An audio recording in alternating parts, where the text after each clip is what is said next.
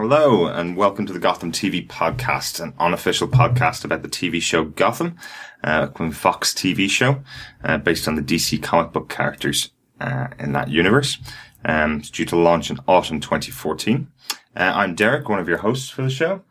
Hello, everyone, and I'm your other host, John. I want to welcome you to the podcast and hope that you will enjoy these up-and-coming episodes and discussions as much as hopefully we will also enjoy them. What are we doing here, I suppose? The Gotham TV show launches in August, so what are we doing in advance of the Gotham TV show? We're starting off what's called the 0 year. This is leading up to the actual show where we get to talk about it.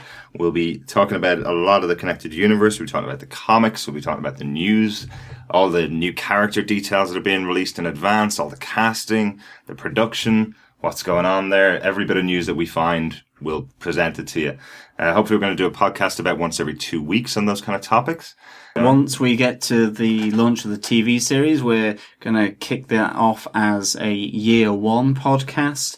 And when the show starts, we will essentially be looking at the show, providing discussion, some in-depth analysis, and we want you guys to be as involved as you can with questions and comments and feedback to give to us so that we can use that within the show, along with our own ideas and thoughts on how the show is building, how its characters are developing, and how maybe it's also connected with other aspects of the DC universe. Mm-hmm. Excellent. When's the show actually going to launch, and what's the detail behind it? Well, some of the kind of, I suppose this is the technical aspect to the Gotham show. You know, it's scheduled to launch during the autumn or the fall of 2014. It's going to launch on Fox Networks, the Fox Network in the US. It's a Warner Brothers television production. Obviously, Warner Brothers own DC and are involved heavily with all aspects, comics, films, and obviously the TV shows. At the moment, we don't have the information about who will pick up the show in Ireland and the UK, but obviously as soon as we know these details, we can provide these to you. And at the moment, really, it's in pre-production, so the writers, director, production staff will be looking at maybe the arcs of the shows, the individual episodes, and how they're going to structure this exciting new canon to the DC TV shows that are going to be coming out this year. Absolutely. Cool. Well, hope you guys can stay with us throughout that time, or you can stay with us throughout that time. And hopefully every week when we're podcasting, you guys can contact us and talk to us about, your questions and your comments and feedback about the show. We'll give you the details about how to contact us towards the end, of this week's podcast. And hopefully we'll hear from you guys very regularly. So right now, while the show is in pre-production, there's some details that we do know about it and some speculation out there, and we'll have our own speculation on what's going on. So, at the moment, what do we know about Gotham itself? So Gotham itself is based in the DC comic book universe. Some of you may have seen it in the Batman movies. It's a city in North America, which is rife with crime. It's got a police force in the city called the Gotham City PD. We would generally have seen them in films such as the Batman Begins series, the Tim Burton Batman films, if you're as old as we are, or if you're even older, back to the 1966 Batmans. Gotham has always been present as a city of villainy and crime. Exactly. It's Gotham really is a well-known, it's central in the Batman universe, and it will be central to this universe. The show's titled Gotham. It's probably that the city will add some of the atmospherics to this show and be a character almost in itself. Mm-hmm. Gotham as a TV show, though, is being billed by Warner Brothers as an origin story, but not an origin story with regards to Batman or any of his villains per se, but for Jim Gordon, centrally, and essentially his rise to prominence within the police department of Gotham City. Mm-hmm. And so this will be interesting to see whether they come in where he's kind of a fresh rookie with regards to being in the detective sort of unit of Gotham PD, and it's how far will they plot this rise of Jim Gordon? Yeah. Is he, is it from the detective to the lieutenant? Will we get to see him as a commissioner? Mm-hmm. Maybe that's pushing it a bit too far here, since it is billed as taking place before Batman. Yeah. And so, some of these questions coming out, will we see him as a commissioner? How far will this rise to prominence that is kind of being touted out there at the moment be? And, in a sense, to what extent will maybe, rather than seeing Batman, will we see the Wayne family, maybe even Bruce Wayne, or will it be his parents? Will they be involved? Mm-hmm. Because obviously there is a casting with Alfred. Yeah. So it's interesting because one of the other questions that kind of comes from this is, how will Gotham as a TV show work essentially without Batman being a central aspect to it? Yeah. No, it's a really interesting take on the universe. It's probably the first DC property without a superhero to be turned into a TV show, which is quite interesting. So they don't have that to pin it on. It's very much a it could be down to the crimes. It could be down to the police force gelling together. It could be down to the criminals themselves and that element of it. It's interesting. We talked about it earlier on about Gotham being a bit of a character in it, but is it like Baltimore to the Wire kind of thing? Is it that every week there's different corners of that whole city that we're going to see?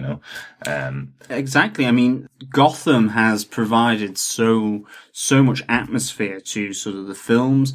It's drawn so sort of atmospherically within the comic books. It adds tension to scenes. It becomes central to parts of the plots. Mm-hmm. that go on. It's the juxtaposition between the wealth of the Wayne family along with the political elite with regards to the mayor or to the White Knight, and that juxtaposition then with crime and with the Dark Knight, and it provides that environment for those for those aspects. Yeah. By the White Knight I mean Harvey Dent, of course. And so it'll be really interesting. Another aspect is what city, which North American city will possibly stand in for Gotham.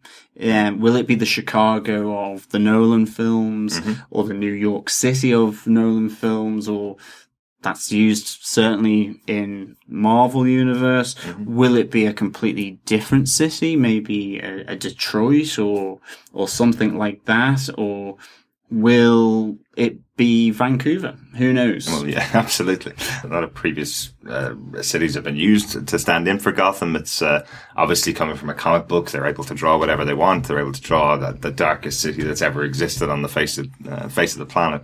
Not many cities want to get tagged with that when they have filming going on, but we'll see how the production works out. There are rumors of New York at the moment, but we'll see if those are confirmed, and as soon as we have some, as I said, production details on that, we'll share them with you, obviously, on our podcast.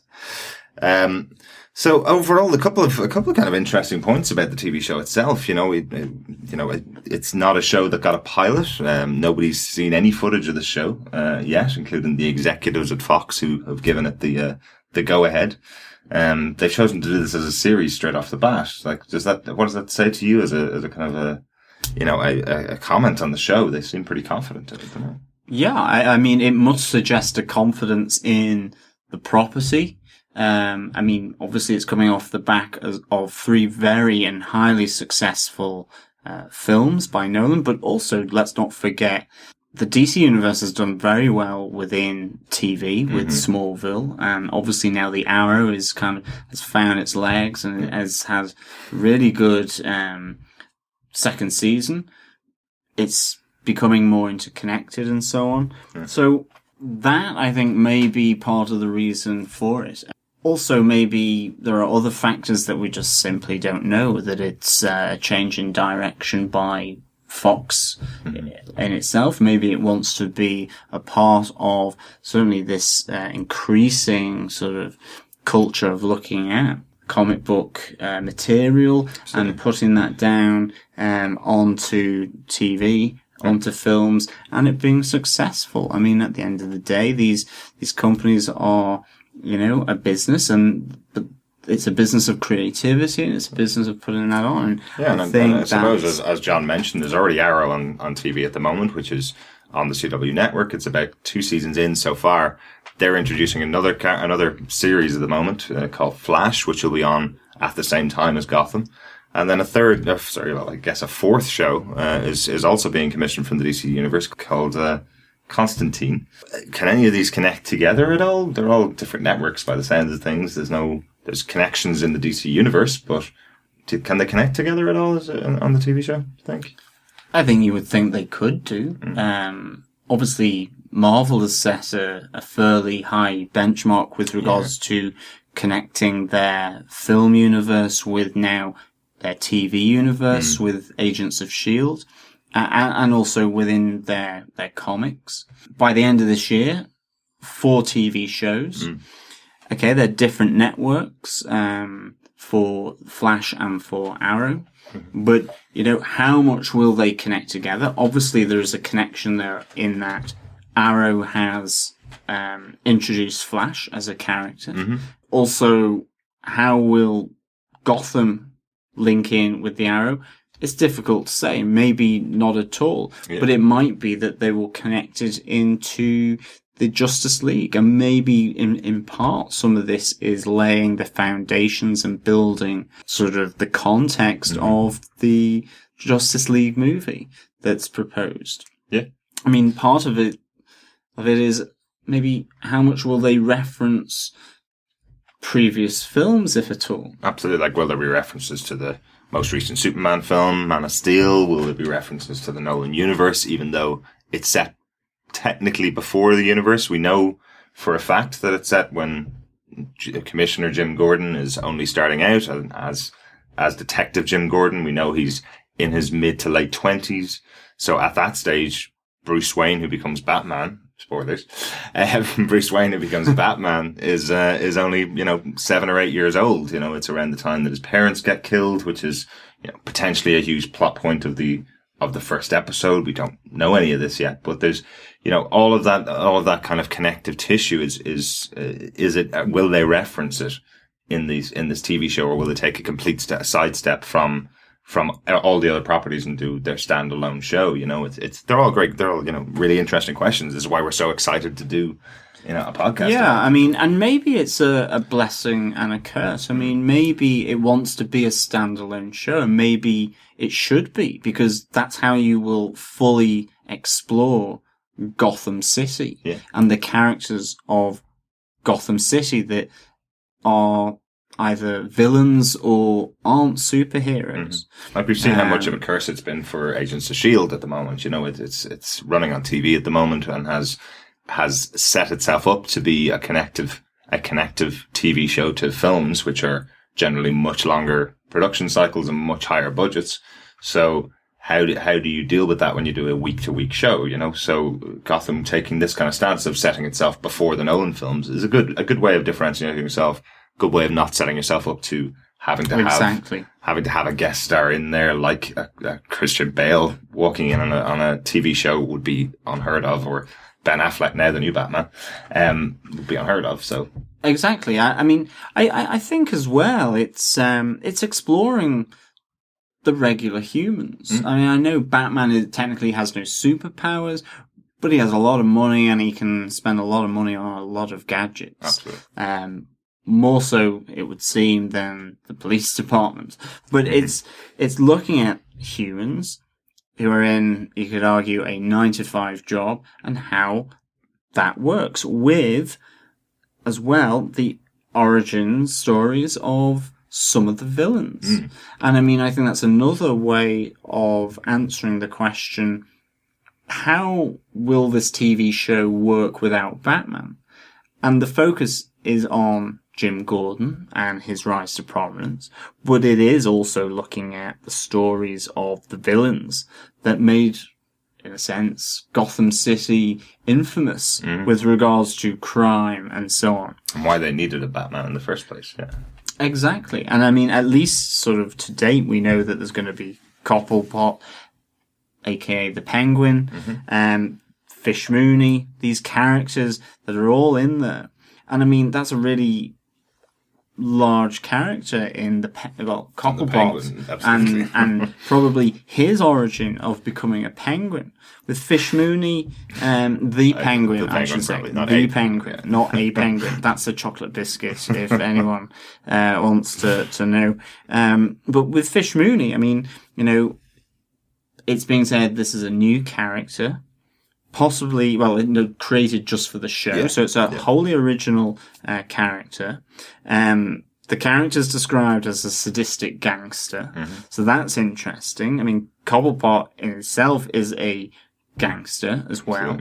Both of these characters are connected, with Fish Mooney being essentially the boss of Penguin in the nightclub that he works, which, again, will it be the Iceberg Lounge? It'll be interesting to see how much they follow canon with regards to this show. And then we're talking about gangsters, so one of the other things maybe to explore is how many other gangster families. I mean, will they bring in the Falcone crime family? You know, Carmine, Vincent, and so on. Will it look at other sort of mafia-type families? Yeah. You know, is it starting off with the police department and what you could almost say as, you know, regular criminals? Or with a progression towards the more freaky, weird, and bizarre that occurs, and kind of in a sense that was captured so well with The Dark Knight and the Joker and what he brought.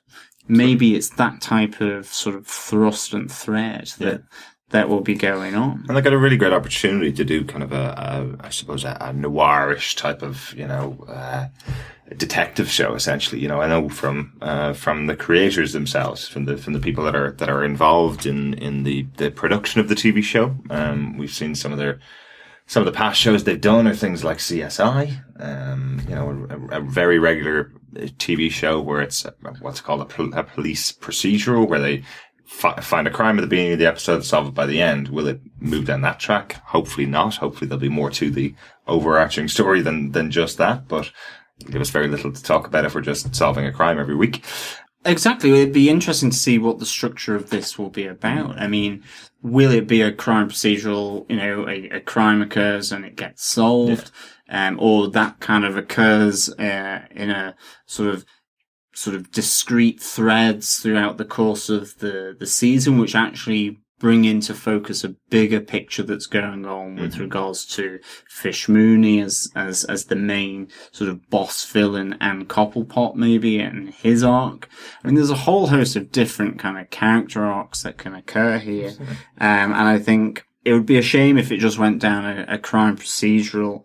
I think it may be in part that in terms of the genre of it, and that it, you know, it's focusing on Jim Gordon. You can't get around the fact that he's a police officer, a detective, you know, moves to being a lieutenant, maybe the commissioner, but hopefully it will be quite heavily drama, quite heavily sort of within that idea of what DC I think are going for, which is kind of a more sort of dirty, say, grungy type of gritty drama. Yeah, but you know, I suppose as I said, more so than any of the other shows, this is grounded in the reality of the day-to-day procedural, of the day-to-day workload. This isn't that Jim Gordon throws on a cape. He's a new detective in town. You know, it's going to be interesting to see how they deal with that dynamic on a weekly basis, and characters that we know. You know, there's so many crime dramas that are on TV at the moment, but these are characters that a lot of people are aware of, and they're going to have a certain expectation off the back of it, I suppose. Yeah, no, I think it's going to be a really interesting show, and I'm really looking forward to seeing it. Okay, yeah, I mean, so we've touched on the sort of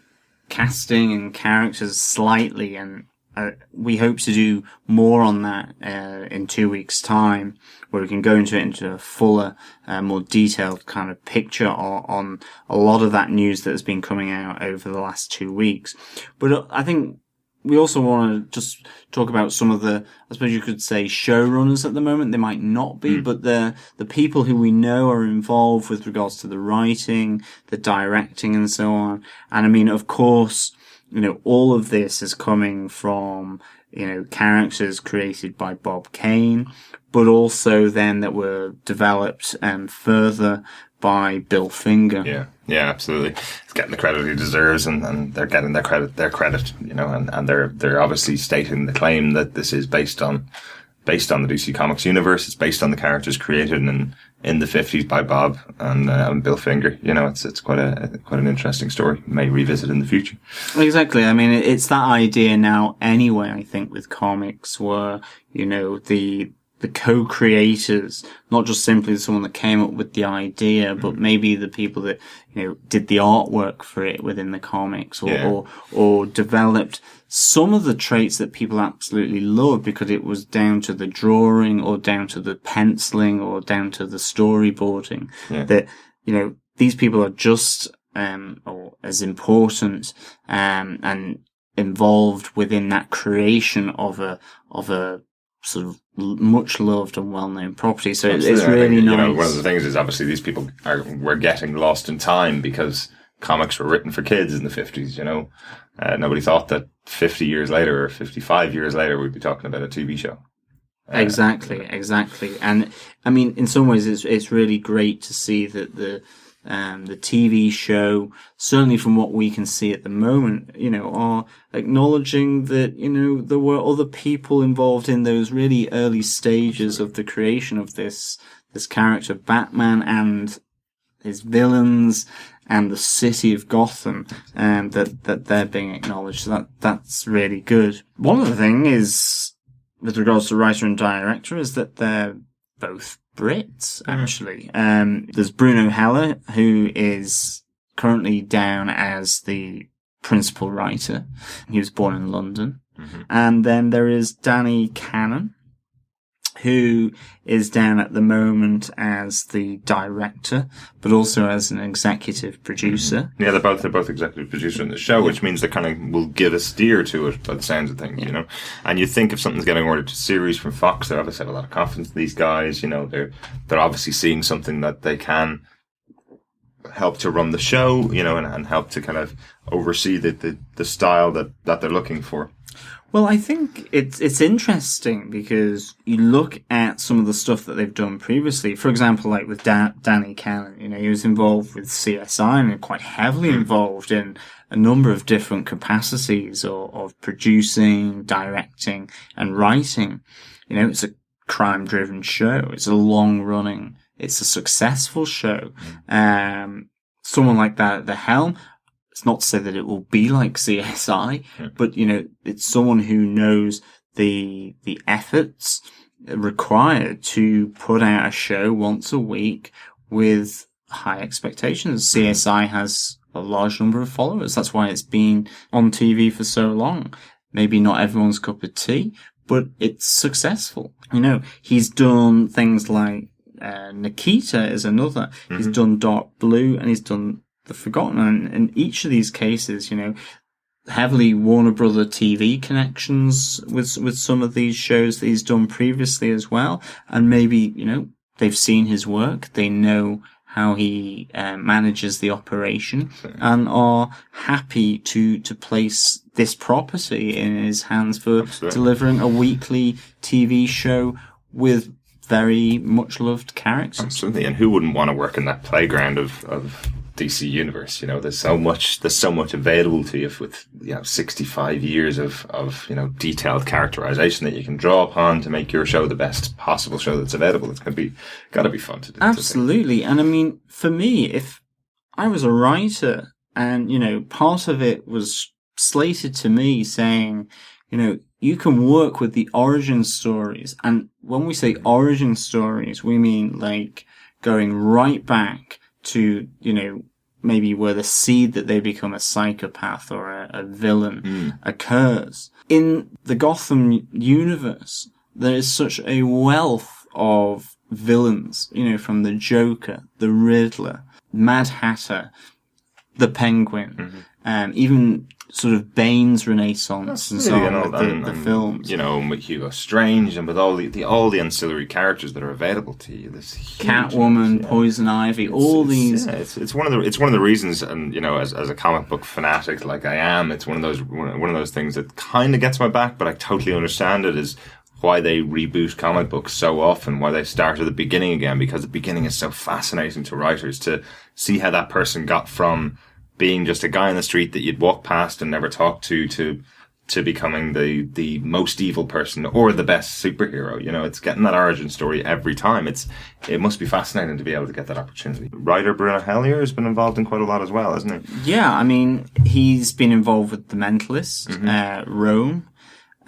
which was Rome with HBO, BBC co-production. Yeah. Mentalist, again, has been running for, I think, 4 or 6 seasons? A lot. A lot of seasons. Yeah. Again, it's to do with FBI. There's Touching Evil that he has been involved in, which is going back now to 2004. But that's a crime drama. So, again, he's got multiple different types of credits on TV shows, from producing and to writing. It'd be interesting to see how that progresses in terms of the structure and the plot and the storyline and the character development, how that moves through the season. And more Brits taking on the Gotham Batman universe. It's quite interesting that they keep going to the British sensibility for that dark, that dark feel of this universe. I don't know what it is. British people are dark, slightly twisted, despite all the country estates and cups of tea that you might have. It's twisted. Sometimes dark. Murdering and death is your cup of tea. I get it. Exactly. But it will be really interesting to see how, at the moment, I suppose, these helmets will progress the story. I mean, unless more details come out about, that there will be directors and different directors each episode, different writers each episode, which I'm sure there will be. It would be interesting to see how it develops with these two guys at the helm. Because, I mean, from my point of view, I can't say I know a lot of their work. So I'll be interested to see how they develop these characters within this new context without Batman that, quite frankly, we not really seen on TV and certainly not in the films. Absolutely. Okay, I think we can leave it there for this week. Thank you guys so much for listening to our show. I'd be really grateful for feedback from you on anything that you've heard, feedback from you on anything in the news that you've heard, and like to give us your comments and your predictions for the show. It's always good to stay connected and to keep in contact with you. So you can get us on our email address, which is gothamtvpodcast@gmail.com. Yeah, or you can follow us and connect with us on Google+, add us to your circles, add us to your community. You can follow us on Twitter at Gotham TV Podcast. You could call us on Skype and leave us a message at Gotham TV Podcast. Search for Gotham TV Podcast on Skype. But as always, you can go to our website and leave us a comment at gothamtvpodcast.com. So just again, thank you for listening, and we look forward to hearing from you with your feedback, comments, suggestions, and we'll catch up with you next time on our next podcast. Thank you. Thanks so much, guys. Take care. See you. Bye. Bye.